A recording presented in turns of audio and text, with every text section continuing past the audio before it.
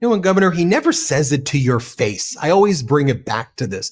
He's always keyboard warrior. When he holds those bizarre press conferences, he calls you Newsom this, and he makes all of these statements to be a tough guy. But the times where I've seen you with him, where you've stood up to him, taller than him, looking down at him, firm handshake, where he's in front of the press, where he has the ability to call you out and do that tough guy act. He's free to do it in public. He never does it. And then he pretends that y'all are cool. He's like, hey. And it's such a weird thing to see. Then he goes back, to his safe spaces and calls you out. What do you make of that though? What's your message to him with that behavior? It's reminiscent of the behavior of the seventh graders that used to use the same nickname on Baltimore Street in Corte Madera, California, that were out there trying to bully me. But it was a seventh grader, not a 79-year-old. I mean, it's really pathetic. This is a guy, people look up to the President of the United States. I mean, Mr. President, it's time to act like one. This is real life. It's not reality TV.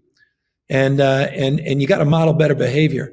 But I think it's sad. And I think it's even worse than you just described. And I'll just give you a specific to that. When Donald Trump was just, a day before he was to federalize the National Guard here in Los Angeles, he called me. We talked on a Friday night, late at night. And all he wanted to brag about the Newsom thing. He said, it's pretty funny, isn't it? He goes, pretty original. I said, well, it's not original. There was this guy, Maurice, I can't remember his name, but he used to say the same thing. He goes, hey, what about my hats? What do you think? It's a pretty good brand, right? Mega. It's pretty good. I've sold hundreds of thousands. I mean, I'm like, are you serious? Are we seriously having this conversation when you're supposed to be reading me the riot act about keeping people safe in Los Angeles? You never once talked about the National Guard. You never wanted to talk about what happened in LA. It's much more alarming than you think. And that's why what is happening in plain sight, you need to see for your own eyes. We've got to pay attention. This guy is unhinged. He's getting weaker and weaker by the day.